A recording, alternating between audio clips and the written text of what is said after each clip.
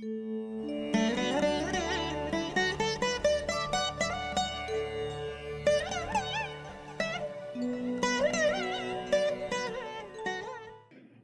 அனைவருக்கும் வணக்கம். மாணவர்களுக்கு வாழ்த்துக்கள். எல்லோரும் நன்றாக இருப்பீர்கள். இன்றைய தலைப்பில் எப்படி பொருத்தம் பார்க்கக்கூடாது, 10 பொருத்தம்ன்றது ஒரு பொய், அது குப்பையில் போட வேண்டிய ஒன்று அப்படிங்கிறத தெல்ல தெளிவாக நிறைய வீடியோக்களில் பேசிக்கிட்டு இருக்கேன். 10 பொருத்தம் என்பதை கமர்ஷியல் ஜோதிடனாக வந்த இந்த 15 வருஷங்களில் ஒரு ஜாதகத்திற்கு கூட நான் பார்த்ததில்லை. ஆரம்ப காலத்திலிருந்தே கிட்டத்தட்ட 20 ஆண்டுகளுக்கும் மேலாக 10 பொருத்தத்தை ஒரு மாதிரியாக, இந்த 10 பொருத்தம்ன்றது ஜோதிடத்திற்கு கிடைத்த ஒரு சாபக்கேடு அப்படின்றத ஆரம்பத்திலிருந்து தெல்ல தெளிவாக நிறைய இடங்களில் சொல்லியிருக்கிறேன். நேற்றைய ஆன்லைன் வகுப்புகளில் கூட சாரத்தை பற்றி தெளிவாக சொல்லியிருக்கிறேன். அதாவது நட்சத்திரத்தின் அடிப்படையில் ஜோதிடமே இல்லை. கடந்த ஒரு 100 வருஷ காலமாகவே யாரோ ஒருவர் நட்சத்திரத்திற்கு உள்ளதான் ஜோசியம் இருக்குன்னு சொல்லிட்டு கேபி சிஸ்டம் கம்ப்ளீட்டாக தப்பானது. அதில் எந்த விதமான மாற்றமும் இல்லை. அதாவது இந்திய வேத ஜோதிட அமைப்பையும் மேற்கத்திய முறையையும் சற்று இணைத்து அப்படி இப்படின்னு சொல்லிட்டு கேபி ஐயா அவர்கள் செய்து பார்த்த ஒரு சோதனை முயற்சி சுலபமாக இருக்கின்ற காரணத்தினால, என்னன்னா சாஃப்ட்வேரில் வந்துட்ட காரணத்தினால அதை பிடிச்சிக்கிட்டு உயர்கணித சார ஜோதிடம் அப்படின்னு சொல்லிட்டு கேபி சிஸ்டம் துல்லியமாக சொல்லுகிறதுன்னு சொல்கிறோம். பாரம்பரிய ஜோதிடத்தில் உள்ள ஒரு பலனில் 10% கூட சார ஜோதிட முறைகளில் சொல்ல முடியாது. நேற்றைய ஆன்லைன் வகுப்பில் நான் சொன்னது, சாரம் பார்க்காதவன் சோரம் போவான் அப்படின்னு ஒரு தவறுதலான ஒரு அமைப்பில் வந்திருக்கு. உண்மையை சொல்லப்போனால் சாரம் பார்த்தவர் தான் சோரம் போயிடுவார் ஜோசியத்தில். எப்பொழுது சாரம் என்பதை பார்க்க ஆரம்பித்து விடுவீர்களோ, பெரும்பாலான ஜோதிடர்கள் தவறுகளை செய்கிறது அந்த சாரத்தில் தான். 8ஆம் அதிபதி சாரம் வாங்கியிருக்கு, 8ஆம் அதிபதி சாரம் வாங்கியிருக்குன்னு பார்த்தா அந்த தசை அவருக்கு கொட்டி கொடுத்துக்கிட்டு இருக்கும். நம்முடைய சுபத்துவ பாவத்துவ சூட்சும அடுக்குகளில் தான் பலன் இருக்குது அப்படிங்கிறத பலமுறை தெல்ல தெளிவாக நிரூபிச்சிருக்கிறேன். ஒரு ஆரம்ப காலத்தில் இந்த மாதிரி 10 பொருத்தம் வீடியோக்களுக்கு நான் 10 பொருத்தத்திற்கு எதிராக வீடியோ முதலாக 10 பொருத்தம் எனும் முட்டாள்தனம் அப்படின்னு ஒரு வீடியோ போட்ட போது பொங்கி எழுந்தவர்கள்லாம் இப்போ எங்கே இருக்கிறீங்கன்னே தெரில. ஏன்னா உங்களுக்குள்ளே மனசாட்சி குத்துது, உண்மைதானே அப்படின்னு சொல்லிட்டு. உண்மையில் ஜோதிடம் அப்டேட் பண்ணப்பட வேண்டிய ஒரு கலை. ஒரு சாஃப்ட்வேர் எடுத்துக்கோங்க. ஐயா ஒரு ஆப் வந்துருச்சு, இப்போ ஒரு ஆப் வந்துருச்சு, ஒரு வருஷமாக ஒரு ஆப்பை யூஸ் பண்ணுறோம். திடீர்னு பார்த்தா யூடியூப்பே அப்டேட் கேட்குது, எல்லா ஆப்பும் அப்டேட் கேட்குது. மனுஷனும் அப்டேட் ஆகணும், கலையும் அப்டேட் ஆகணும். எங்கள் தாத்தா சொன்னார், என் பாட்டன் சொன்னார், என் முப்பாட்டன் பனை ஓலையில் எழுதி வச்ச புனிதமான சாஸ்திரம், கவைக்கு உதவாத பேச்சுக்கள். ஆக 100 வருடங்களாக ஜோதிடம் சாரம் என்கின்ற நட்சத்திரம் என்கின்ற வகையில் திசை மாறி போய்விட்டது என்பதுதான் உண்மை. இது இப்போ நேரம் இல்லாத காரணத்தினால தான் எழுத்தை நிப்பாட்டி வச்சிருக்கிறேன். எப்படியும் இந்த வருடம் 2025 பிறந்துருச்சு. இந்த வருடம் எழுத்தால் நிறைய விஷயங்களை சொல்ல போகிறேன். என்னுடைய ஆன்லைன் வகுப்புகளும் எழுத்து வடிவில் வரப்போகிறது. ஆகவே இந்த அமைப்பின் அடிப்படையில் நட்சத்திரம் என்பதே இல்லை என்பது தான் உண்மை. நட்சத்திரத்தின் அடிப்படையில் எந்த பலன்களும் கண்டிப்பாக சர்வ நிச்சயமாக நடப்பதே இல்லை. ஐயா எதுக்கே அப்போ நட்சத்திரம்? கோச்சாரத்தில் நட்சத்திரம், கோச்சாரத்தில் எந்த நட்சத்திரத்தின் வழியாக எந்த கிரகம் போகிறது என்பதை வைத்து பலன் அறிய முடிய வேண்டும். கோச்சாரத்தில் ஆரம்பத்தில் கொண்டு வந்த அந்த எந்த நட்சத்திரம்ன்றது தான் ஜனன ஜாதகத்தில் கொண்டு வந்த அமைப்புகளில் தான் ஜோசியம் வழிமாறி போயிடுச்சு. ஆகவே என்னுடைய மாணவர்கள் இப்போ யாருமே, ஆயிரக்கணக்கான மாணவர்கள் இப்போது கிட்டத்தட்ட என்கிட்ட தயாராகிக்கிட்டு இருக்கிறாங்க. எனக்கு அடுத்த ஜென்ரேஷனில் என்னுடைய மாணவர்கள் இந்த ஜோதிடத்தை கமர்ஷியலாக உள்ள நுழையும் போது இந்த நட்சத்திர சாரம் என்பது அடியோடு இல்லை என்பதை இப்போ நான் தனி மனிதனாக சொல்லிக்கிட்டு இருக்கிற இந்த விஷயத்தை என்னுடைய மாணவர்கள் சேர்ந்து குரல் எழுப்பும் பொழுது நட்சத்திர சார ஜோதிட முறை அடியோடு அழியும் அப்படிங்கிறது தான் உண்மை. அப்போ எங்கே தான் பலன் இருக்கு? நான் ஒரு சிம்பிளாக ஒரு தடவை கேட்டேன். மகர லக்னத்திற்கு 8ஆம் இடத்துல சூரியன் இருக்கிறார். 8ஆம் அதிபதியாக அவர் இருக்கும்போது அவர் எந்த நட்சத்திரத்தில் இருப்பார்? யோகாதிபதியாகிய சுக்கிரன் ஜாதகத்திலையும் அவருடைய சொந்த நட்சத்திர உத்திரன் நட்சத்திரத்திலையும் கேதுவோட நட்சத்திரத்திலையும் இருப்பார். அவர் அங்கே சூரியன் சனியோடு ராகுவோடு சேர்ந்து அமாவாசை சந்திரன் அமைப்பில் இருந்து அவர் அங்கே சுக்கிரனுடைய யோக நட்சத்திர சாரத்தில் இருந்தால் நல்லது பண்ணுவார்னா எந்த காலத்திலையும் நல்லது பண்ண மாட்டார். ஒரு உதாரணத்துக்கு தான் சொல்லியிருக்கிறேன். ஆகவே நட்சத்திர சாரங்களின் அடிப்படையிலோ 10 பொருத்த அமைப்புகளிலோ ஜோதிடம் இல்லவே இல்லை. முன்னோர்கள் தப்பே பண்ண மாட்டாங்க அப்படின்னு சொல்லிட்டு யாரோ ஒரு அறிவு ஞானம் குறைந்த ஜோதிடர் சொன்ன விஷயம். இந்த கால பிரகாசிகை அப்படிங்கிற ஒரு முட்டாள்தனமான ஒரு நூல் இருக்கு. அதை எழுதினவரை தன்னை பத்தி அவர் சொல்லியிருக்கிறார், ஜோதிடத்தில் கரையை கண்டவன் அப்படி இப்படின்னு அதில் ஒரு முன்னர் எழுதியிருப்பார். இந்த கால பிரகாசிகா அப்படிங்கிற இந்த முட்டாள்தனமான மூல நூல்கள்னு சொல்லிட்டு ஒரு மாதிரி பைத்தியம் மாதிரி தெரியும் இல்லையா, இதை உடைக்கிறதுக்கே அந்த கால பிரகாசிகா நூலை பற்றி இன்ச் பை இன்ச் எழுதலான்னு இருக்கிறேன். எவ்வளவு பெரிய குப்பைகள், குப்பையில கூட போடுறதுக்கு லாயக்கு இல்லாத நூல் அந்த கால பிரகாசிகை. இதை போய் யாரோ ஒரு முனிவர் எழுதினார், அவர் எழுதினார், இவள் எழுதினார், இந்த மூலவர் எழுதினார், அவர் எழுதினார், அதில் தான் அந்த 10 பொருத்தம் வந்திருக்கு. கால விதானம், கால பிரகாசிகா, அந்த மாதிரியான தன்னைத்தானே பெருமைப்படுத்தி கொள்ள நானும் எங்காத்துக்காரன் கச்சேரிக்கு போறேன்ற மாதிரி நானும் வந்து புஸ்தகம் எழுதுறேன்னு சொல்லிட்டு அறகுறைங்க எழுதின புஸ்தகத்தில் இன்னைக்கு வந்து மூல நூல்கள்னு சொல்லிட்டு நம்ம வந்து தலையில் தூக்கி வச்சுக்கிட்டு ஜோசியத்தை கெடுத்துக்கிட்டு இருக்கிறோம் அப்படிங்கிறது தான் உண்மை. ஆகவே ஒரு சிலருக்கு நான் சொல்லுகின்ற கருத்துக்கள் ஜீரணிப்பதற்கு கஷ்டமா இருக்கும். ஏன்னா ஜோதிடத்தின் மேல பெரிய தெய்வீக சாயம் பூசப்பட்டுருச்சு. அப்படியாக்கும் இப்படியாக்கும், எதுவும் நடக்கலைன்னா சாமியை போய் கும்பிடு. சாமியை போய் கும்பிடுறதுக்கு ஜோசியம் எதுக்கு? என்ன நடக்கும் என்ன, நான் அடிக்கடி சொல்ற மாதிரி there is no suggestion in astrology, only prediction. என்ன நடக்கும்? சஜெக்ஷன் சொல்வதோ பரிகாரம் சொல்வதோ ஜோதிடத்தில் இல்லை. ஒன்லி என்ன நடக்கும் என்பதை சொல்வதில் தான் இங்கே ஜோதிடம் இருக்கிறது. ஆகவே சாரத்தின் அடிப்படையில் எந்த விதமான பலன்களும் நடப்பதில்லை. நட்சத்திர பொருத்தத்தின் அடிப்படையில் எந்த விதமான பலன்களும் இல்லை. ஐயா நட்சத்திரத்தில் தானங்கய்யா தசாபுக்தி அமைப்புல வருது. உண்மை நட்சத்திரத்தின் அடிப்படையில் சூரியனுக்கும், அதாவது லக்னத்திற்கும் சந்திரனுக்கும் எந்த நட்சத்திரம் இருக்கிறது என்பதை யூகித்து அறியக்கூடிய தேவைப்படக்கூடிய இந்த நட்சத்திரத்தை மற்ற 8 விஷயங்களுக்கும் கொண்டு வந்தோம் பாருங்க. அதில் தான் வந்து நம்ம தப்பு பண்ணிட்டோம். அதில் தான் அந்த நட்சத்திரத்தை சாரத்தை சொன்னவர் தப்பு பண்ணிட்டார்.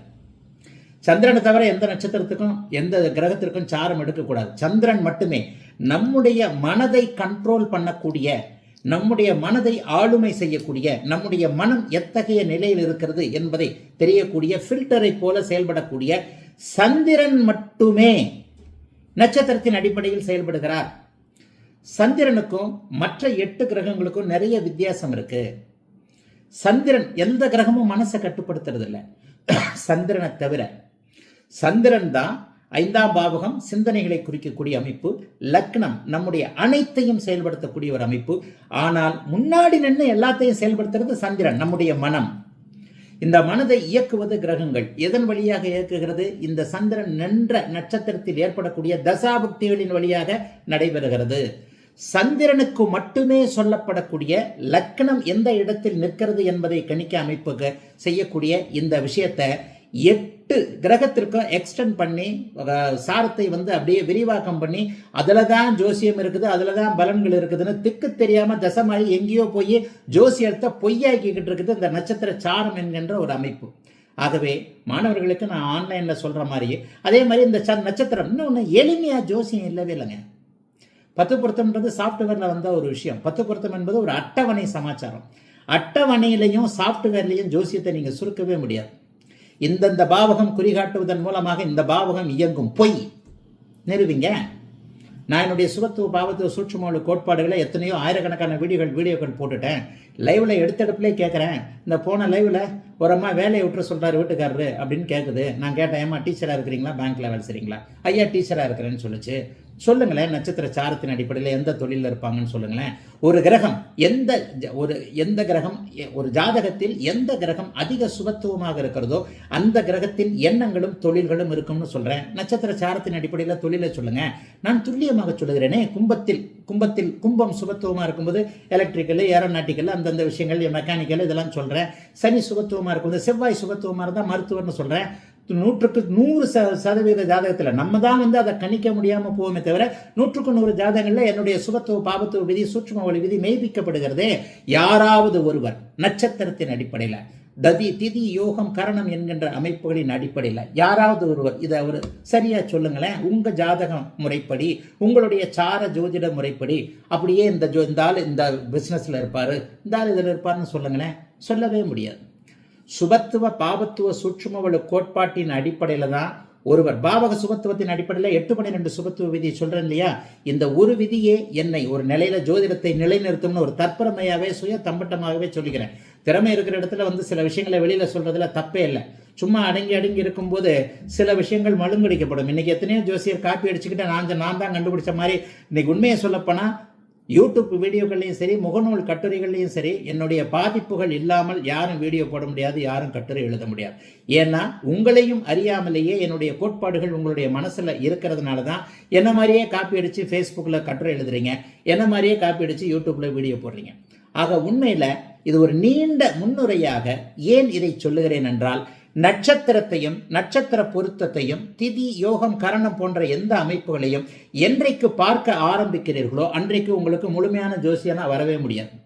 என்னுடைய மாணவர்கள் இன்றைக்கு ஆப்பில் இருக்கிறாங்க, அதில் இருக்கிறாங்க, இதில் இருக்கிறாங்க, தனியாக ப்ரெடிக்ஷன் பார்க்குறாங்க, உலகம் முழுக்க பரவி இருக்கிறார்கள். அவ்வளவு பேரும் ஐயா உங்களுடைய விதிகளின் அடிப்படையில் பலன் சொல்கிறேன், வாடிக்கையாளர் அப்படியே சாட்டிஸ்ஃபேக்ஷனாக எனக்கு கிளையண்ட் அப்படி இருக்கிறாங்க இப்படி இருக்கிறாங்கன்னு சொல்கிற ஒன்றே என்னுடைய விதிகள். கிட்டத்தட்ட 40 ஆண்டு காலத்திற்கு மேலாக ஜோதிடத்தை சுவாசிச்சுக்கிட்டு இருக்கிற ஒரு அமைப்பினால நான் சொன்ன விஷயங்கள் எவ்வளோ பக்காவாக இருக்குன்றதை சொல்லலாம். ஆகவே 10 பொருத்தம் குப்பையில் போடக்கூட லாயக்கற்ற ஒன்று. 10 பொருத்தத்தை பார்த்துறது என் மாணவர்கள் பார்க்கறதில்ல, மற்றவர்களுக்கு அது கொஞ்சம் கொஞ்சமாக அந்த விழிப்புணர்வு இந்த மாதிரியான வீடியோக்கள் போட வருதுன்றதான் உண்மை. அதில் இந்த மகேந்திர பொருத்தம், அப்பா அது இல்லைன்னா புள்ளைய பிறக்காது, யோனி பொருத்தம் ஐயோ இது இல்லைன்னா தாம்பத்தியமே இருக்காது, எந்த மகானுபவம் எவன் கண்டுபிடிச்சான்றது உண்மையிலே தெரியல. ஏன்னா அவன் பேரை சொல்றதுக்கு அவனுக்கு தைரியம் இல்லை. இந்த நட்சத்திரங்களின் வழிப்படி கோபுரம் போட்டு அதை போட்டு இதை போட்டு 10 பொருத்தத்தில் இப்படி ஆகணும் இப்படி ஆகணும் ரஜ்ஜு பொருத்தம் அப்படி இப்படின்னு போட்டவர் யாருன்னே தெரியாது. ஏன்னா அவருக்கே தெரியும் இது டுபாக்கோ சமாச்சாரம், இதில் போய் நம்ம பேரை போட்டோம்னு வச்சுங்க, நாளைக்கு எல்லாரும் காரி துப்புவான், கண்டிப்பாக ஒருத்தன் பின்னாடி ஒருத்தன் வருவான், கண்டிப்பாக காரி துப்புவான் அப்படின்னு சொன்னதுனால தான் அந்த 10 பொருத்தத்தை யார் சொன்னார்கள் என்பதே தெரியாது போயிடுச்சு. உண்மையிலே 10 பொருத்தத்தை மற்றும் இது இப்படியே இன்னொன்று மெதுவாக இது வெளியே போய்கிட்டே இருக்கு. இன்னொரு 10 வருஷம் 20 வருஷம் 10 வருஷத்துக்குள்ளேயே நான் 10 பொருத்தம் பார்க்கறது இல்லைங்க, 10 பொருத்தம் தப்புங்கன்றத கிட்டத்தட்ட 100% ஜோதிடர்கள் அக்செப்ட் பண்ணக்கூடிய அமைப்பு வந்துருது. இப்போ 10 பொருத்தத்திற்கு அடுத்து இந்த சாரம் என்கின்ற அமைப்பை நான் அடிக்கடி சொல்றேன் இல்லையா. ஆக தசாபுக்தி அமைப்புகளுக்கு மட்டுமே சாரம், சந்திரனுக்கு மட்டுமே சாரம், லக்னம் எந்த நட்சத்திர முனையில் இருக்கிறது என்பதை பார்ப்பதற்கு மட்டுமே சாரம் அப்படின்னு சொல்லலாம். நட்சத்திரங்களுடைய சாரம் எதற்கு பயன்படும் அப்படின்னு முக்கியமாக சொல்ல போறதுன்னா, நவாம்சத்துல சுப வர்க்கத்துல அந்த கிரகம் எங்கே இருக்குது, கோச்சாரத்தில் முழுமையாக எந்த நட்சத்திரத்தில் சந்திரனோ மற்ற கிரகங்களோ பலன் போகுது. சுய நட்சத்திரத்தில், அதாவது நம்முடைய சொந்த நட்சத்திரத்தில் சனி போகும்போது கடுமையான காலகட்டம்ன்றதை அடிக்கடி சொல்கிறேன். கிட்டத்தட்ட எல்லாருடைய வாழ்க்கையிலையும் பின்னோக்கி போய் பார்த்து உங்களுக்கு சனி எந்த உங்கள் சொந்த நட்சத்திரத்தில் சனி எப்போ போச்சோ அப்பெல்லாம் எப்படின்னு பாருங்க, உங்களுக்கு இந்த உண்மை புரியும். ஆக நட்சத்திரத்தின் அடிப்படையில் வந்த இந்த பொருத்தம் பார்ப்பது என்பது முற்றிலும் ஒரு கட்டுக்கதையான தவறான, எல்லாவற்றிலும் ஒதுக்கப்பட வேண்டிய ஒன்று. இதுதான் ஜோசியத்துடைய பேரை கெடுத்துக்கிட்டு இருக்கு. இதுதான் ஜோதிடத்தை வந்து சூடோ சயின்ஸ்னு சொல்லப்பட்டிருக்கு. ஆகவே இந்த நட்சத்திரம் பார்க்கின்ற வழக்கம் என்னுடைய மாணவர்களுக்கு முழுக்க ஒளிஞ்சிருச்சு. மற்றபடி கொஞ்சம் கொஞ்சமாக அப்படியே ஒளிஞ்சுக்கிட்டு இருக்கு. இப்போ 2 பேருக்கு திரையில ஜாதகம் போட போகிறேன். கிட்டத்தட்ட 10 பொருத்தமும் நல்லா இருக்கு, சூப்பராக கல்யாணம் பண்ணலாம் அப்படின்னு சொல்ல போக யாரோ ஒருவர், ஐயா இது எதுக்கு அந்த மனுஷன்கிட்ட 10 பொருத்தமே குப்பைன்னு சொல்லிக்கிட்டு இருக்கிற மனுஷன்ட்ட ஒரு வார்த்தை நம்ம கேட்டுட்டு போகலான்னு போது, அப்பா திடீர்னு கல்யாணத்தை பண்ணிடாதீங்கப்பா இப்படிலாம் அப்படின்னு சொல்லிட்டு, நல்ல வேலையாக பெண்ணுக்கு ஒரு அளவுக்கு கொடுப்பினை இருக்கின்ற காரணத்தினால அந்த திருமணம் நிறுத்தப்பட்ட ஜாதகம். கிட்டத்தட்ட வந்து இதை கல்யாணமே பண்ணிடலாம் அப்படின்ற மாதிரி வந்து நான் அந்த ஜாதகமே பொருத்தம் இல்லை பண்ணிடாதீங்கன்னு சொன்னேன். பொருத்தம் பார்ப்பது எப்படி? தசாபுக்திகளின் அடிப்படையில் தான் பொருத்தம் பார்க்கணும். பொருத்தம் பார்க்கறதுக்கு ஒரு என்ன வேணும், ஜோசியத்தை முழுக்க தெரிஞ்சுக்கிட்டு இருக்கணும். 10 பொருத்தத்துக்கு எதுவுமே சொல்ல தெரிய தேவையில்லை. சாஃப்ட்வேர்லேயே ஒரு அட்டவணையிலே இருக்கிறத டிக் அடிச்சுக்கிட்டு அவிட்ட இங்கே இருக்கு, விசாகம் இங்கே இருக்கு, டிக் டிக் டிக் டிக்னு போட்டுட்டு ஜோசியம் தெரியாதவர் கூட 10 பொருத்தத்தை பார்த்து விடலாம். ஆனால் ஜாதக பொருத்தம் பார்ப்பதற்கு உங்களுக்கு ஜோதிடத்தில் குறைந்தபட்சம் 30 வருஷம் அனுபவம் வரும், குறைஞ்சபட்சம். ஜோசியம் அவ்வளவு ஈஸியா? நிச்சயமாக கிடையாது. ஒரு ஜோதிடத்தில் பொருத்தம் பார்ப்பதுன்றது எப்படி? 7, 8 2 பாவகங்களும் எப்படி இருக்கு, ஆயுள் இருக்கா, திருமண அமைப்புகள் இருக்கா, 2 எப்படி இருக்கு, குடும்ப பாவகம் எப்படி இருக்கு, 5 ரொம்ப ரொம்ப மிக முக்கியமான பாவகம், அதாவது குழந்தை பெற்றுக்குவாங்களா, லக்கணம் நல்லா இருக்கா, லக்கணத்தை இவனுக்கு குரு பார்த்தா அதுக்கும் குரு பார்க்கணும், லக்கணத்தை குரு பார்த்த ஒரு பையனை கொண்டு போய் லக்கணத்தை சனி பார்த்த பையனை போய் சேர்க்காம, இதைத்தானே பாவத்துவம் சுபத்துவம்னு சொல்றேன். அப்போ பொருத்தம் பார்ப்பது என்பது எப்படி? பொருத்தம் பார்க்கக்கூடாது, பொருத்தம் பார்க்கக்கூடாது, இப்படி பார்க்கக்கூடாது, 10 பொருத்தம் பார்க்கக்கூடாது என்பதை அடிக்கடி சொல்றீங்கன்னு சொல்ற நீங்க எப்படி பொருத்தம் பார்க்கணுன்றதை சொல்ல மாட்டேன்றீங்கன்னு நிறைய கமெண்ட் வருது. அதை நான் ஒவ்வொரு வீடியோலும் சொல்லிக்கிட்டு தான் இருக்கிறேன். பொருத்தம் பார்ப்பதற்கு ஒட்டுமொத்த ஜாதகத்தையும் பார்க்க வேண்டும். பொருத்தம் என்பது என்ன? ஒரு ஆணையும் பெண்ணையும் இணைக்கக்கூடியது. பொருத்தம் என்பது என்ன? ஒரு ஆணையும் பெண்ணையும் இணைக்கக்கூடியது. அப்ப இணைக்கின்ற பாவகம் 7ஆம் பாவகம். ஆம்பளையா பொம்பளையா ரெண்டையும் லக்னமும் 7ஆம் இடமும் தீர்மானிக்குது. ஒரு ஆம்பளைக்கு பொம்பளையை தான் கல்யாணம் பண்ணுறோம், ஆம்பளையை கல்யாணம் பண்ணுறதில்ல. அப்போ ஒரு ஆணாக பிறந்தவனுக்கு எதிரே பெண்ணை காட்டக்கூடிய மனைவியை காட்டக்கூடிய அமைப்பு 7ஆம் பாவகத்தை சேர்ந்தது. அப்போ 2 பேருக்கும் 7ஆம் பாவகாதிபதி எப்படி இருக்கிறார்கள், 7ஆம் பாவகம் எப்படி இருக்கிறது, திருமணம் செய்யக்கூடிய அமைப்புகள் வருவது தசாபுக்தி அடிப்படையில். அப்போ பாவகமும் தசாபுக்தியும் தானே ரொம்ப முக்கியம். இங்கே நட்சத்திரங்கள்லாம் எங்கெங்கும் பலனே கிடையாது, வேலையே கிடையாது. ஜாதகத்திலே நட்சத்திரத்துக்கு வேலை கிடையாதுன்னு சொல்லிட்டான் போது அப்புறம் பொருத்தம் அப்புறம் எங்கே வருது? ஆக 7ஆம் பாவகம் எப்படி இருக்கிறது, சுபத்துவமாக இருக்கிறதா பாவத்துவமாக இருக்கிறதா, சனி செவ்வாய் ஒட்டுமொத்த தாக்குதல் போன்ற அமைப்புகளோடு இருக்கிறதா, 2 பேருக்கும் அமைப்புகள் நல்லா இருக்குதா, லக்கணம் எப்படி இருக்கு, லக்கணம் குணநலன்களை சுட்டி காட்டும். லக்னத்தை குரு பார்த்தா அந்த குரு பார்த்தவனுக்கு குரு பார்த்த பெண்ணை திருமணம் செய்வதுதான் நல்லது. இவனும் ஏமாளி அதுவும் ஏமாளி, 2 ஏமாந்த இடத்துல மூலையில படுத்து கிடக்கும். லக்னத்தை சனி பார்த்தவனுக்கு லக்னத்தை சனி பார்த்த பெண்ணை திருமணம் செய்வது நல்லது. இவனும் ஏமாத்துவோம் அதுவும் ஏமாத்தும், 2 ஒருத்தரை ஏமாத்திக்கிட்டு ஜாம் ஜாம்னு இருக்கும். இல்ல புருஷனை பொண்டாட்டி ஏமாத்தும், பொண்டாட்டியை புருஷனை ஏமாத்துவார். பரவாயில்ல என் பொண்டாட்டி சூப்பரா என்ன ஏமாத்தினாலும் அதுலயும் ஒரு சந்தோஷம். சனிக்கு சனி சரியாக போகும். லக்னத்தை பாவர்கள் பார்ப்பது, லக்னமே பாவர்களாக இருப்பது. செவ்வாயுடைய லக்னத்திற்கு சனியுடைய லக்னத்தை சர்வ நிச்சயமாக பொருத்தலாம். ஒரு சுப லக்னத்துக்கு சுப லக்னத்தை தான் பொருத்தணும், பாவ லக்னத்திற்கு பாவ லக்னத்தை தான் பொருத்தணும். சஷ்டாஷ்டக லக்னத்தை பொருத்தக்கூடாது. ஐயோ யாரோ ஒருத்தர் சொல்லிட்டாருப்பா, இது வேற. எந்த லக்னமாக இருந்தாலும் லக்னம் சுபத்துவமாக இருக்கிறதா லக்னம் பாவத்துவமாக இருக்கிறதா, 7ஆம் இடம் சுபத்துவமாக இருக்கிறதா பாவத்துவமாக இருக்கிறதா, 8ஆம் இடம் எப்படி இருக்கிறதா, ஆயுள் ரொம்ப முக்கியம். 2 பேரும் சேர்த்து வச்சு ஒரு 30 வருஷமாவது வாழ வேணாமா, ஒரு 60 வயசு வரைக்குமாவது. அப்ப அந்த ஆயுள் எப்படி இருக்கிறது என்பதை பார்த்துவிட்டு 2ஆம் இடம் குடும்பம், இவர்கள் இருவரும் இணைவதால் ஏற்படக்கூடிய குடும்பம் அப்படிங்கிற பாவகம் எப்படி இருக்கிறது. குடும்பம் அந்த இடத்துல தான் காசு பணம் வேற வருது. மனுஷன் கொஞ்சமாக சம்பாதிப்பானா, இந்த பொண்ணும் வேலைக்கு போகுமா அந்த பொண்ணும் வேலைக்கு போகுமா, இது 10,000 அது 10,000 சேர்ந்து எப்படியோ வந்துடும். சேர்ந்து இந்த குடும்ப பாவகம் நன்றாக இருக்கும்போது இருவரும் சேர்ந்து வாழும்பொழுது ஒன்று மழலைன்ற பேரில் வந்துடுதே 5ஆம் பாவகம். அப்போ அந்த 5ஆம் பாவகம் குழந்தை பெற்றுக்கொள்ளக்கூடிய தகுதி இருவருக்கும் இருக்கிறதா, சர்வ நிச்சயமாக அது ரொம்ப முக்கியமான ஒன்று. 5ஆம் பாவகம் செவ்வாய் சனி ராகுவோடு சேர்ந்து ஒட்டுமொத்த தாக்குதல்ல 5ஆம் அதிபதி பலவீனமாகி குரு பலவீனமான ஒரு ஜாதகம் போய் தோஷ சாமியம் என்கின்ற பேர்ல அதே மாதிரியான அதுக்கு எதிரான இந்த மாதிரியான அமைப்புகள்லாம் சேரவே சேராது. இவருக்கு குழந்தை இல்லைன்னா அவருக்கும் குழந்தை இல்லாமல் தானே இருக்கும். அப்போ அந்த இதுக்கு குழந்தை இல்லைன்னா அதுக்கு 5ஆம் பாவகம் கெட்டு போயிருக்கும். ஒரு ஆணையும் பொண்ணையும் சேர்த்து வச்சு ஆணுக்கு ஆம்பளை பிள்ளை பிறக்கும் பொண்ணுக்கு பொம்பளை பிள்ளை பிறக்கும்னு இருக்கவே இருக்காது இல்லையா, 2 பேருக்கும் ஒரே மாதிரி தானே இருக்கும். ஆக அந்த அமைப்பின் அடிப்படையில் பார்த்தீங்கன்னா 5ஆம் பாவகம் வலிமையாக இருக்கிறதா, 2 குழந்தைங்களை பெற்றுக்கக்கூடிய அமைப்புகள் இருக்குதா, 5ஆம் பாவகம் சேதம் அடைந்திருந்தால் இவருக்கும் சேதம் இருக்கிறதா அவருக்கும் சேதம் இருக்கிறதா, அந்த சேதத்தின் மூலமாக 2-3 வருஷம் தள்ளி பிறந்தாலும் பரவாயில்ல. சில பேருக்கு பார்த்தீங்கன்னா கல்யாணமான 1 வருஷத்திலே குழந்தை பிறந்துருது. அப்ப 5ஆம் பாவகம் இருவருக்கும் வலிமையாக இருக்கிறது. தாம்பத்திய சுகத்தை நன்கு அனுபவித்து புத்திர பாக்கியம் வலிமையாக செய்யக்கூடிய அமைப்பு இருவருக்கும் இருக்கிறதா என்கின்ற ஒரு அமைப்பு இந்த இடத்துல எங்கே வருகிறது அப்படின்னு பார்த்தீங்கன்னா 7ஆம் பாவகத்திலே 5ஆம் பாவத்திலே இருக்கு. ஆக லக்னம் 7ஆம் பாவகம் 8ஆம் பாவகம் 2 5ஆம் பாவங்கள் 12ஆம் பாவம் நீங்க பார்க்க வேண்டாயா, 7ஆம் பாவகத்திலேயே தாம்பத்திய சுகம் வந்துருது. 12 கூட அப்புறம் பார்க்கலாம் தான். 7ஆம் பாவகத்திலேயே ஒரு சில நிலையில இருவரும் எப்படி தாம்பத்திய சுகத்தை அனுபவிப்பார்கள் என்பதை பொருத்தி பார்த்து விடலாம். இந்த இடத்துல இந்த பாவக அமைப்புகளை இப்போது நான் சொல்லக்கூடிய பாவக சுபத்துவம் காரக சுபத்துவம் என்கின்ற அமைப்புகளை கிரகங்களோடும் பாவகத்தோடும் பார்த்து விட்டு இறுதியாக மிக முக்கியமான தசாபக்தி. தசாபக்தியை கணிக்க தெரிஞ்சவர் தான் ஜோசியர். தசாபக்தி என்ன நடக்கும்னு உங்களுக்கு கணிக்க தெரியலன்னா நீங்க ஜோசியரே கிடையாது. இங்க உண்மையிலேயே சொல்லிக் கொடுக்கும் ஆசிரியர்கள் நிறைய பேருக்கு பலன் சொல்ல தெரியாதுன்னு நிறைய பேருக்கு சொல்றேன். கிளாஸ் அற்புதமா நடத்துவாங்க, எக்ஸலண்டா நடத்துவாங்க, சொக்க வைப்பாங்க. அப்படியே நான் தான் பேராசிரியர்லாம் சொல்லிக்குவாங்க, பலன் சொல்ல தெரியாது, சுத்தமா பலன் சொல்ல தெரியாது, பலன் சொல்ல வராது.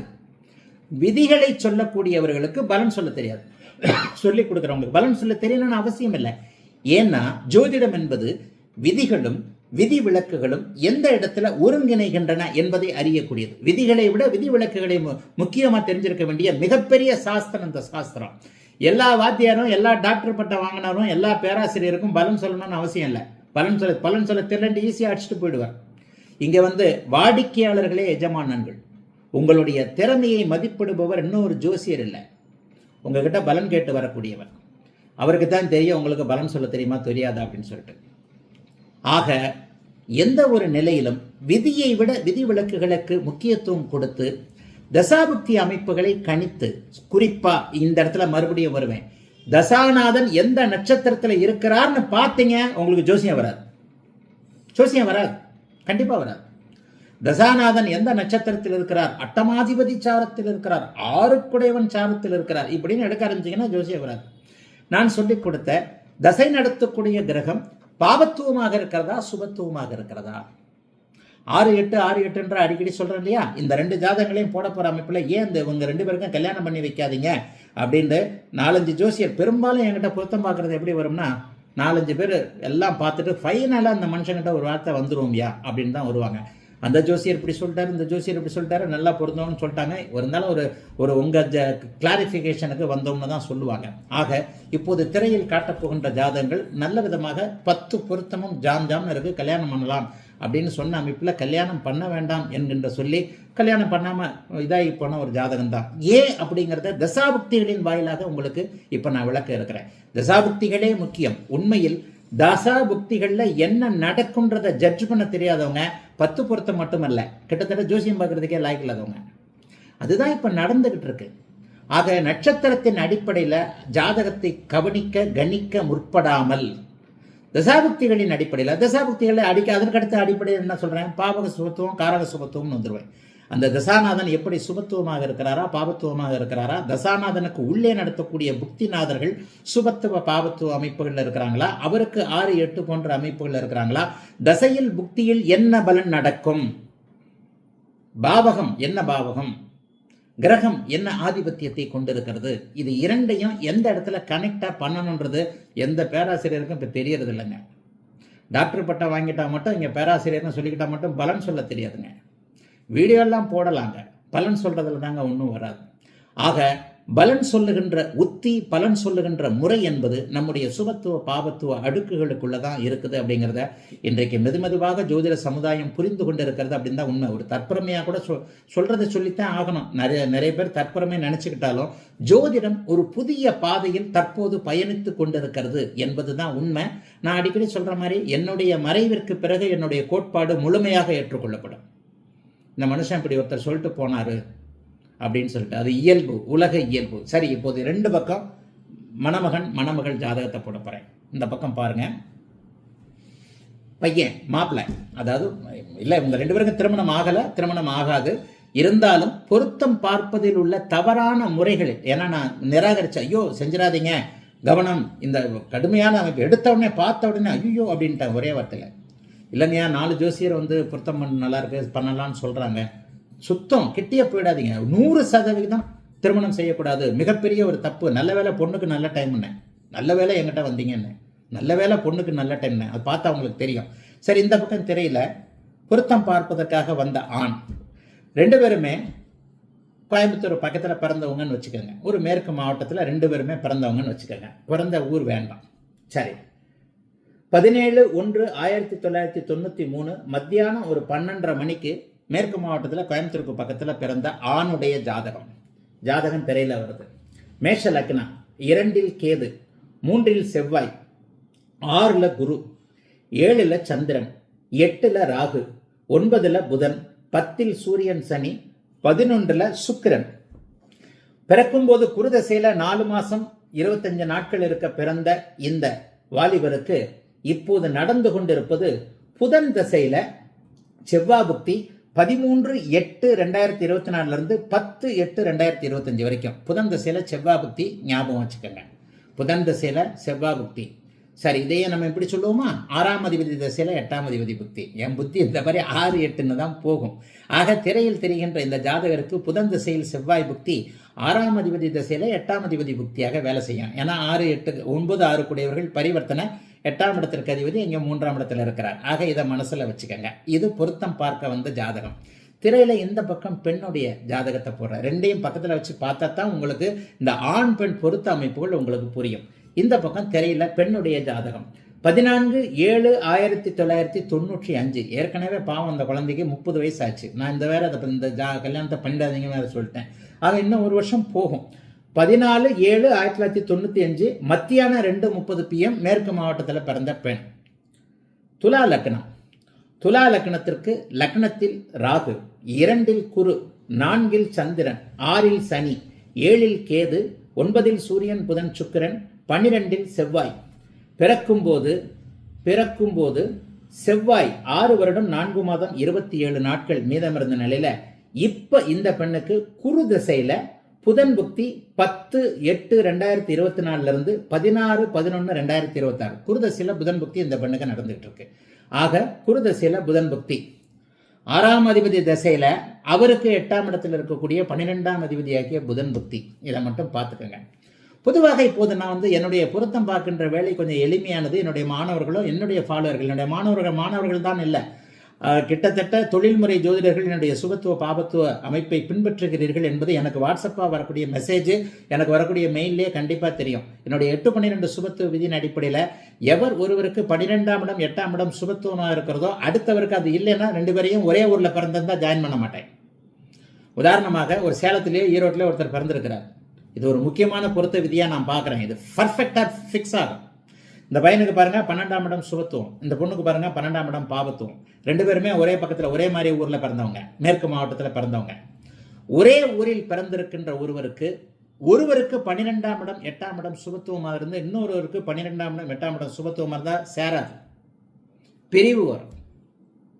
வெகு அபூர்வமாக ஒரு நிலையில சேரும். எப்படி சேரும்னா, பெண்ணுக்கு தாம்பத்திய சுகத்தை அனுபவிக்கிறதுக்கான பாயிண்ட் 7ஆம் பாவகம் பலவீனமா இருக்கணும். ஏன்னு சொன்னா 12ஆம் பாவகம் ஆணுக்கு சுகத்துவம் இருந்தால் அவன் ஃபாரின் போவார்.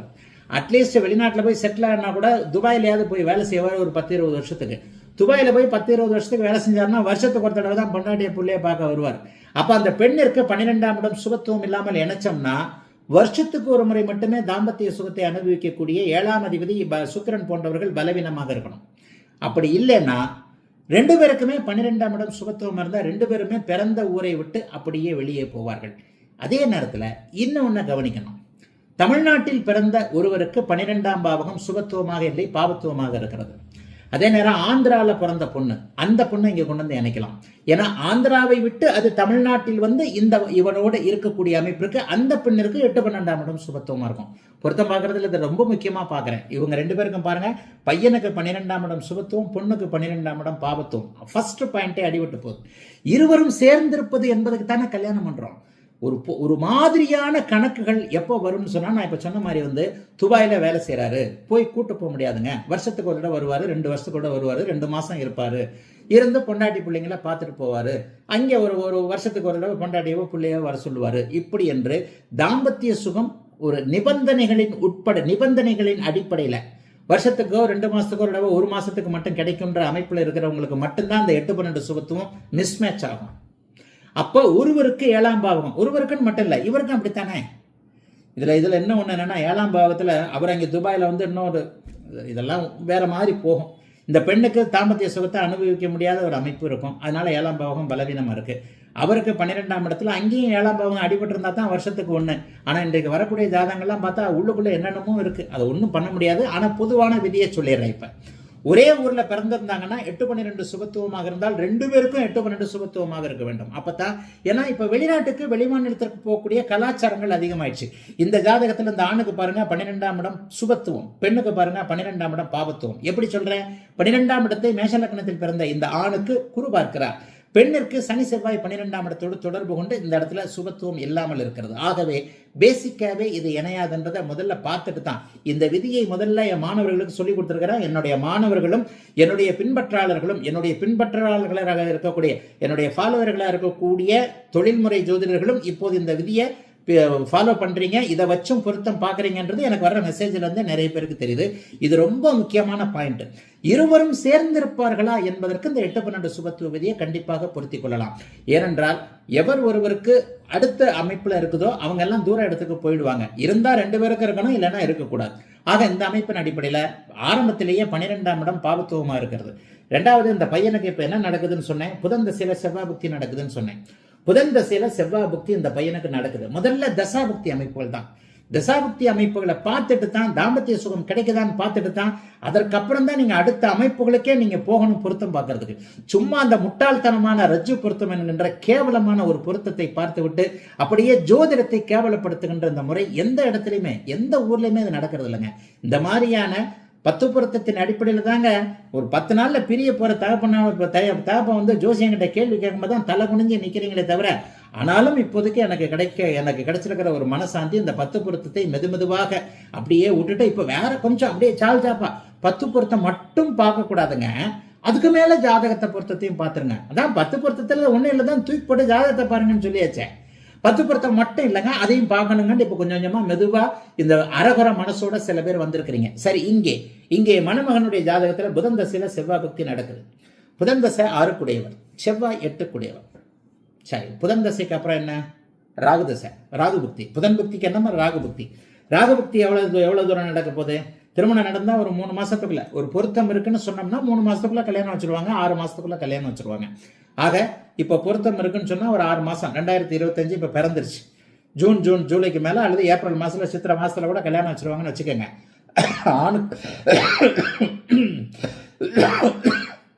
ஆணுக்கு புதன் தசையில செவ்வாய் புக்தி நடக்குது. 6ஆம் அதிபதி புக்தி, 8ஆம் அதிபதி 6ஆம் அதிபதி தசை, 8ஆம் அதிபதி புக்தி. இங்கே 7ஆம் இடமோ சுக்கிரனோ எந்த இடத்துலையும் ஜாயிண்ட் ஆகல. அப்ப இவருக்கு இப்ப திருமணம் ஆகாது. அப்படி திருமணம் நடக்கணும் அப்படின்னு இருந்தா, திருமணம் நடக்கலையே, திருமணம் நல்ல வேலையா நடக்கல, ஏன் என்கிட்ட வந்துருச்சு பொருத்தம் இல்லைன்னு சொல்லிட்டேன். என்னுடைய வாக்கை ஓரளவுக்கு நம்பக்கூடியவர்கள் திருமணத்தை இல்லைன்றதும் கன்ஃபார்ம் ஆகி போச்சு. இப்ப இவருக்கு திருமணம் நடக்கக்கூடிய அமைப்பு இருக்கா? இல்லை. 6ஆம் அதிபதி 8ஆம் அதிபதி அமைப்புல புதன் தசை செவ்வாய் புக்தியில கல்யாணம் நடக்காது. நடக்கும். நீ என்ன கடவுளா? ஜோசியம் வந்து கடவுளுக்கு எல்லாம் இங்கே இடம் இல்லை. ஜோசியம் ஒரு கணிதம். இவருக்கு திருமணம் நடக்காது. இப்ப 6ஆம் அதிபதி தசையில 8ஆம் அதிபதி புக்தி, லக்னாதிபதியும் அவர் தான். லக்னாதிபதியாக இருந்தாலும் அவர் அங்கே 8ஆம் அதிபதியாகவும் செயல்படுவார். அப்படிங்கிறத முழுக்க இங்கே கணக்கு வச்சுக்கோங்க. அப்ப 6, 8 அமைப்புல வரும்போது செவ்வாய் வரல. அடுத்து வந்து ராகு புக்தி நடக்க போகுது. ராகு புக்தி எது வரைக்கும் நடக்க போகுதுன்னு பாத்தீங்கன்னா, புதன் தசையில ராகு புக்தி 2028 பிப்ரவரி வரைக்கும் புதன் தசை ராகு புக்தி இருக்கும். அது பாத்தீங்கன்னா 8ஆம் இடத்தில் இருக்கக்கூடிய ராகு புக்தி. சரி, ஒரு வேதனையான விஷயம். நிறைய இடத்துல அந்த பையனை கல்யாணம் பண்ணா ரஜ்ஜு பொருத்தம் இல்லை, இந்த பொண்ணை கல்யாணம் பண்ணா என்ன நடக்கும் அப்படின்னுவாங்க. உடனே 3 மாசத்துல பையன் செத்து போவார்னுவாங்க. 3 மாசத்துல பையன் செத்து போவார். நம்ம ஜோசியருக்கு செத்து போவாங்கன்ற வாயில வர்றது பெரிய சகஜமா வரும். ரஜ்ஜு பொருத்தம் இருக்கு, இந்த பொண்ணுக்கு அந்த பையனுக்கு பொருத்தம் இல்லைங்க, ரஜ்ஜு பொருத்தம் இல்லைங்க, பண்ணாதீங்க. பெத்தவன் வந்து ஒரு மாப்பிள்ளை நல்ல மாப்பிள்ளையா இருக்கும், ஏதோ நல்லா தெரிஞ்சவன் இருக்கும், ஏதோ ஒரு ஆற்றாமையில மீறி பண்ணுன்னா என்னங்க அப்ப நடக்கும்? ரொம்ப அடுத்து வாயில் அப்படியே டபால்னு சொல்லுவார் அந்த ஜோசியர். 3 மாசத்துல உங்க புள்ள செத்து போவாருங்க அப்படின்னு. அதுக்கப்புறம் வாயே திறக்க மாட்டாங்க இல்லையா? ஒரே வார்த்தையில ஃபிளாப் பண்ணலாம். அந்த அளவுக்கு செத்து போவது என்பது, சாகடிப்பது என்பது இப்போது தொழில்முறை ஜோதிடர்களையே சகஜமாயிடுச்சு அப்படிங்கறதான் உண்மை.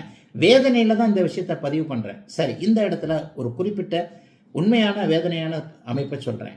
இந்த பையனுக்கு ஆயுள் குற்றம் இருக்கிறது. புதன் தசை ராகு புக்தி, 8ஆம் இடத்தில் இருக்கக்கூடிய ராகு லக்னத்திற்கோ ராசிக்கோ எந்த விதத்திலும் சுப தொடர்புகளே கிடைக்காத ஒரு அமைப்பு. இதுக்கு மேல இந்த இடத்துல விரிவாக சொல்ல வேண்டாம். புதன் தசையில் ராகு புக்தி, புதன் 6 குடையவர், ராகு 8ஆம் இடத்தில் அமர்ந்து செவ்வாயை போல பலம் தரக்கூடியவர். புதன் தசை செவ்வாய் புக்தியில எந்த விதமான நெகட்டிவ் அமைப்புகளும் இல்லை. ஆனா புதன் தசை ராகு புக்தியில நெகட்டிவ் அமைப்புகள் இருக்கின்றன. சரி, இதை உள்ள டெப்தா போக வேண்டாம். சில வேதனையான நெகட்டிவான விஷயங்களுக்கு நான் உள்ள டெப்தா போக மாட்டேன். அடுத்து புதன் தசை குரு புக்தி நடக்குது இல்லையா? புதன் தசை குரு புக்தி என்ன புக்தி? 6 குடையவர் பரிவர்த்தனை அடைஞ்சிருக்கிறார். 6ஆம் வீட்டில் 6ஆம் அதிபதியுடைய தசையில 6வது வீட்டில் இருக்கக்கூடிய குரு புக்தி. அவர் 12ஆம் அதிபதி 12ஆம் இடத்தை தான் பார்க்கிறார். 6, 8, 12 வருதா? நான் எப்படி கணிக்கிறேன், தசாபுக்தி அமைப்புகளை எப்படி கணிக்கிறேன், தசாபுக்தி அமைப்புகளை சுபத்துவ பாவத்துவ அமைப்போடு எப்படி கனெக்ட் பண்றேன், எப்படி பொருத்தம் பார்க்கணுன்றதுக்கு தெளிவான ஜாதகம்.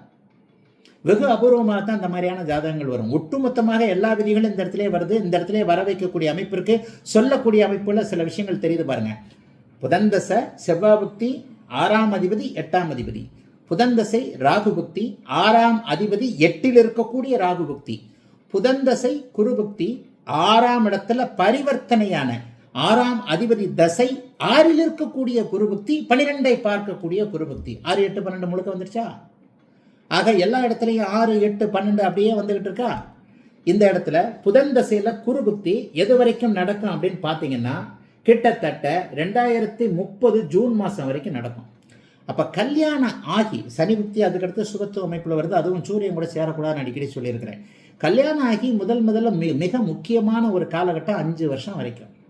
அப்போ அந்த 5 வருஷம் வரைக்கும் மாப்பிள்ளை பொண்ணு நல்லா இருந்தா தானே. ஃபஸ்ட்டு 5 நாள்லேயே 10 நாள்லேயே 5 மாதத்துலேயே எல்லாம் தெரிஞ்சு போயிடுதுல, இது சேர்ந்து வாழும் சேர்ந்து வாழாது, பிரச்சனை அப்படியா இருக்குது இப்படியா இருக்குது. ஒரு பெண்ணுக்கு முடிவு தெரிஞ்சிடும், இவ்வளோதான் நம்ம தலையெழுத்துன்ட்டு. ஒரு ஆணும் அப்படி தான் நினச்சிக்குவார், அவ்வளோதான் இதை ஒன்று சேர்ந்துக்கிட்டு போகணும், இல்லைன்னா இப்படி பிடிச்சிக்கிட்டு போகும் அப்படின்றத ஃபஸ்ட்டு ஒரு வாரம் 10 நாள் 1 மாதத்துக்குள்ளேயே முடிச்சிடணும் இல்லையா. அப்போ அந்த 5 வருஷத்திற்கு இந்த ஆணுக்கு சரியில்லாத 6, 8, 12 நெகட்டிவ் அமைப்புகள் வரும்போது ஐயா வந்துருச்சு என்ன பண்ணுறது அப்படின்னா கல்யாணமே பண்ண வேணான்றியா. நான் ஒரு வார்த்தை இடையில வேற சொன்னேன், சில விஷயங்களில் எல்லாமே தாமதமாகுதுன்றது இந்த மாதிரியான அமைப்புகளில் தான். சரியா? ஆணுக்கு ஆயுள் குற்றம் இருக்கிறதுன்றதை அதுக்கு மேலே நம்ம இது பண்ண வேண்டாம். ஆக 6, 8 அமைப்புகள் வந்து விட்டது என்பதை தெல்ல தெளிவாக புரிய வைக்கக்கூடிய ஒரு அமைப்பு. பெண்ணோட ஜாதகத்துக்கு இப்போ வந்துடுங்க. பெண்ணுக்கு அவிட்ட நட்சத்திரம். இந்த அவிட்ட நட்சத்திரம் போட்டு பாருங்க, எல்லா இதுவும் பொருத்தம்னு வரும். 10 பொருத்தம் நல்லா இருக்குது, உத்தமமா மத்தியமமா என்னமோ வரும்னு நினைக்கிறேன். மத்தியம பொருத்தம் இல்லை இருந்தாலும் 8 பொருத்தம் இருக்குது, 7 பொருத்தம் இருக்குது, 6 பொருத்தம் இருக்குது, என்னமோ சொன்னாங்க. 4 ஜோசியத்தை கேட்டால் 4 ஜோசியரும் பண்ணலான்னு சொல்லிட்டாங்க. ஃபைனலாக எதுக்கும் துணுக்குண்டு என் அத்தை பையனா மாமா பையனா யாரோ ஒருத்தர் சொன்னார், இந்த சொந்தக்காரர் தான் ஒரு வார்த்தை குறிச்சிக்கிட்ட ஒரு வார்த்தை கேட்டுடலாங்க, குறிச்சிக்கிட்ட கேளுங்க அப்படின்றதுக்காக ஃபைனலாக அவங்ககிட்ட வந்திருக்கிறோம். என் கடைசியில் இந்த மனுஷன் வேணான்னு சொல்லிட்டாரு அப்படின்ட்டு முணுமுணுத்துக்கிட்டு தான் போயிருப்பாங்க. சரி, இங்கே பெண்ணுடைய ஜாதகத்தில் பாருங்கள். இப்போ பெண்ணுடைய ஜாதகத்தில் அவிட்ட நட்சத்திரம் 12 சுபத்துவம் இல்லைன்னு சொல்லிட்டேன். சரி, இதுக்கு 2 பேருக்குமே இந்த லக்னம் கிக்கணும். இப்போ நான் ஏற்கனவே சொல்லிட்டேன் உங்களுக்கு, லக்னம் 2, 5, 7, 8 இந்த 5 பாவகங்களுடைய தன்மையை பொருத்தி பார்க்கணுன்ட்டு மறுபடியும் இந்த இதை நான் இப்படியே எக்ஸ்பிளைன் பண்ணிக்கிட்டு போயிட்டு இருந்தேன்னா அந்த வீடியோ நீண்டுகிட்டே போகும். ஆக நான் சுருக்கமாக ஏன் தசாபுக்திகளின் அடிப்படையில் இதை ஏன் ரிஜெக்ட் பண்ணுறேன் அப்படிங்கிறத, லக்னத்தில் இங்கே ராகு கேது இருக்குது, அங்கே 2, 8 ராகு கேது இருக்குது, இதெல்லாம் ராகு கேது சமதோஷம்னு பொருத்த மற்றவங்க சொல்லியிருக்கிறாங்க. லக்னத்தில் ராகு கேது இந்த பெண்ணுக்கு இருக்குது, அந்த பையனுக்கு 2, 8 ராகு கேது இருக்குது, தோஷத்துக்கு தோஷம் சமமாய் போச்சு அப்படி இப்படின்னு சொல்லிட்டு நிறைய சொல்லியிருக்கிறாங்க. அந்த அமைப்புகளுக்கு உள்ள வேண்டவே வேண்டாம். தசாபக்திகளுக்கு அடிப்படையில் கண்ணுக்கு தெரிஞ்சு 1-2 பாயிண்ட் தெரிஞ்சவொடனே அதை ரிஜெக்ட் பண்ணுறதுல ஒன்றும் இதே இல்லை. சரி, இந்த பெண்ணிற்கு என்ன நடக்குது இப்போ தசாபுக்தியில்? இந்த பெண்ணுக்கு குரு தசையில் இந்த பெண்ணுக்கு புதன் புக்தி நடந்துகிட்டு இருக்கு 3 மாசமா. 10/8/2024 இருந்து 2026 தீபாவளி வரைக்கும் குரு தசையில் புதன் புக்தி இந்த பெண்ணுக்கு. குருவும் புதனும் சஷ்டாஷ்டகமாக இருக்கிறாங்க. ஆனால் ஒன்று அடிக்கடி சொல்லுவேன், சஷ்டாஷ்டகத்தில் சுபத்துவமோ ஸ்தான பலமோ விதி விலக்குன்னு சொல்லுவேன். சுபத்துவமோ ஸ்தான பலமோ விதி விலக்கு. சரி, விதி விலக்கா? அதனால புதனுடைய சஷ்டாஷ்டகத்தை பெருசாக எடுத்துக்க தேவையில்லை. புதன் பௌர்ணமிக்கு பக்கத்தில் இருக்கக்கூடிய சந்திரனுடைய சந்திர அதியோகத்தில் இருக்கிறார், ஸ்தான பலத்தோடும் இருக்கிறார். ஆனாலும் இந்த இடத்துல குரு தசை அப்படிங்கிறத ஞாபகம் வச்சுக்கணும். குரு 2ஆம் இடத்திலிருந்து எப்பொழுது 6ஆம் இடத்தை தொடர்பு கொள்ளுகிறாரோ அப்போது ஏதாவது ஒரு இக்கண்ணாவை, ஏதாவது ஒரு அமங்கலமான விஷயத்தை, ஏதாவது ஒரு கோர்ட்டு கேஸை வில்லங்க அப்படி இப்படின்ற விஷயத்த கண்டிப்பாக குரு துலா லக்னத்திற்கு கொடுப்பார். இந்த பொண்ணு துலா லக்னத்துடைய கடைசி அமைப்பில் பிறந்திருக்கிறான், அதுவும் கன்ஃபார்ம் பண்ணியாச்சு. அதாவது லக்னம் பின்னாடி போகலாமே தவிர 2:30 மணின்னு சொன்னது 2:15, 2:10 இந்த மாதிரி பின்னாடி இருக்கலாமே தவிர 2:30 மணிக்கு அப்பால் இல்லை என்கின்ற, அதாவது இந்த பெண் விருச்சிக லக்னத்தில் பிறக்கவில்லை என்பதையும் நான் ஓரளவுக்கு கன்ஃபார்ம் பண்ணிட்டு தான் ப்ரெடிக்ஷனே சொன்னேன். எப்போவுமே லக்னத்தில் டக்குன்னு எனக்கு போகும். லக்ன சந்தியில் பிறந்திருக்கிறாங்களா 5 நிமிஷம் லைவ்லலாம் பார்க்குறீங்களே 2 நிமிஷம் 3 நிமிஷம் ஏதாவது வித்தியாசங்கள் வருகிறதா என்பதை டக்குன்னு பார்க்கக்கூடிய ஆள் நான். ஆகவே இந்த பெண் லக்ன சந்தியில் பிறந்திருந்தாலும் துலா லக்னத்தில் தான் பிறந்திருக்கிறார். 2ஆம் அதிபதி அங்கே 6ஆம் அதிபதி 2ஆம் வீட்டில் இருக்க அவருக்கு சஷ்டாஷ்டகமாக புதனுக்கு சஷ்டாஷ்டக தோஷம் நிவர்த்தியாக இருக்கிறது என்றாலும் கூட இந்த நிலையில 6-8 தான். அதுக்கடுத்து வரப்போறது கேது புக்தி. கேது பாருங்க சரியா செவ்வாயுடைய வீட்டில் அப்படியே குருவுக்கு 8ல் இருக்கிறார். கேது புக்தி எப்போ வரப்போகுது? 2026 பிப்ரவரிக்கு மேலே வரப்போகுது. 2026 பிப்ரவரிக்கு மேலே கேது புக்தியில் உங்களுக்கு ஏதேனும் ஒரு நிலையில் நல்லா இல்லாதது. இதை தான் மறுபடியும் நான் சஷ்டாஷ்டகம்னு சொல்லுவேன். கேது புக்தி உங்களுக்கு செவ்வாயின் பார்வையிலேயே இருக்கிறார். சனியோடைய இணைவு இல்லைன்னா கூட செவ்வாயின் பார்வையிலே இருக்கிறார். உண்மையை சொல்லப்போனால் கேது தான் கல்யாணத்தை கொடுக்கக்கூடியவர். கேது தான் கல்யாணத்தை கொடுப்பார். 7ஆம் வீட்டில் 7ஆம் அதிபதியோட தொடர்பில் இருக்கக்கூடிய கேது தான் கல்யாணத்தை கொடுப்பார். சஷ்டாஷ்டகமாக இருக்கக்கூடிய புதன் கல்யாணத்தை கொடுக்க மாட்டார். ஆக இந்த அமைப்பில் 2026க்கு பிறகு தான், ஏன்னா ஏற்கனவே இந்த பாவம் இந்த பெண்ணுக்கு 30 வயசு ஆயிடுச்சு. ஆயினும் சில நிலைகளில் 7ஆம் இடத்தோடு தொடர்பு கொண்டவர்கள் தான் இந்த அமைப்போட கொடுப்பாங்க அப்படிங்கிறது ரொம்ப முக்கியம். இந்த இடத்துல 6-8 எப்படி கனெக்ட் ஆகுறதுன்றத இங்கே தெளிவாக பார்த்துக்கணும். இந்த பெண்ணுடைய ஜாதகத்தில் குருவிற்கு புதன் 8, ஆனால் ஸ்தான பலம் விதிவிலக்கு. குருவுக்கு 8ல் கேது அடுத்த தசாபுக்தி. அது சில நிலைகளை முரண்பாடுகளை சங்கடங்களை 6ஆம் இடத்து பலன்களை தரும்.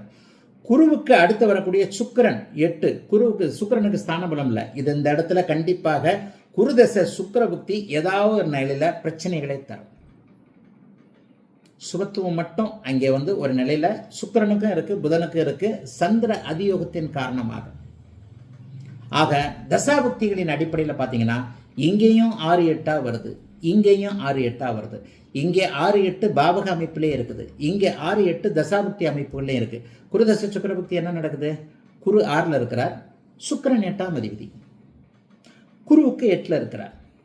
ஆக இந்த மாதிரியான 6-8 துலா லக்னத்திற்கு 6ஆம் அதிபதி குரு நடந்தாலே கவனமாக இருக்க வேண்டும், கவனமாக இருக்க வேண்டும் அப்படின்னு அடிக்கடி சொல்றேன் இல்லையா? ஆக எந்த ஒரு இடத்திலும் நட்சத்திரம் என்கின்ற அந்த 10 பொருத்தம், ரஜ்ஜு பொருத்தம், யோனி பொருத்தம், மகேந்திர பொருத்தம், அந்த பொருத்தம், இந்த மாதிரியான கவைக்கு உதவாத அட்டவணையில் மட்டுமே பார்த்து சும்மா ஒரு ஜோதிடத்தை பொய்யாக்கக்கூடிய அந்த 10 பொருத்தம் என்கின்ற மகா முட்டாள்தனத்தை, பொய்த்தனத்தை பார்க்காமல் இப்போது நான் சொன்ன மாதிரி 8-12 சுபத்துவம் இருக்கிறதா? இது ஒரே ஊர்ல சேர்ந்து வாழ்வாங்களா? அதனை அடுத்து லக்னம் வலுவாக இருக்கிறதா? இவருக்கு லக்னத்தை குரு பார்த்தா அவருக்கு லக்னம் குருவார்க்கப்படுகிறதா? இவருக்கு லக்னம் எல்லாருமே குரு பார்த்த யோகர்கள் இல்லையே. கொஞ்சம் குண ரீதியாக கொஞ்சம் இப்படி பண்ணவங்க இருக்கத்தானே செய்யறாங்க. இவருக்கு பாவர்கள் பார்த்தா அவருக்கு பாவர்கள் பார்க்கிறார்களா? லக்னம் ஒரு நிலையில வலுவாக நல்ல அமைப்பில் இருக்கிறதா? 2, 7, 8 பிளஸ் 5ஆம் பாவகம் வலிமையாக இருக்கிறதா என்பதை உணர்ந்து பாவக ரீதியாக செயல்படுத்தி பார்த்து இறுதியாக ஜட்ஜ்மெண்ட் எங்க இருக்கு? தசாபுக்தியில் இருக்கு. அந்த தசாபுக்தி அமைப்புகள் எப்படிப்பட்ட தன்மையில் இருக்கின்றன என்பதை வச்சுத்தான் உங்களுடைய ஜாதக பொருத்தம் என்பதை பார்க்க வேண்டுமே தவிர பொதுவாக 10 பொருத்தத்தை பார்த்து விட்டு அதுக்கப்புறம் 10 நாள்லயே பிரிஞ்சுட்டாங்க, இந்த மாதிரி ஆயிப்போச்சு, அந்த மாதிரி ஆயிப்போச்சுன்ட்டு ஜோதிடத்தை பொய்யாக்குகின்ற தன்மை. உண்மையில சொல்றேன், சந்தோஷமா சொல்றேன், இத்தனை வீடியோக்களுக்கு பிறகு கிட்டத்தட்ட 10 பொருத்தத்தை பற்றியே ஒரு 10-20 வீடியோ 30 வீடியோ போட்டிருப்பேன்னு நினைக்கிறேன். அடுத்தடுத்து இந்த மாதிரி ஜாதகங்கள் கிடைக்கும் போது போட்டுக்கிட்டே தானே இருக்கிறேன். இதற்கப்புறம் கிட்டத்தட்ட 10 பொருத்தத்தை பேச ஆரம்பித்து ஒரு 5 வருஷம் 6 வருஷமா இதாக பேசிட்டு இருக்கிறேன், நீடிச்சு பேசிக்கிட்டு இருக்கிறேன் இல்லையா? இப்போது ஒரு மிகப்பெரிய விழிப்புணர்வு தமிழகத்தில் ஜோதிடர்களையே வந்திருக்கிறது என்பதுதான் உண்மை என்பது உண்மையிலே சந்தோஷம் ஏற்படுகிறது. அடுத்து இன்னொரு வீடியோல பார்க்கலாம். வாழ்த்துக்கள். எல்லோரும் நன்றாக இருப்பீர்கள்.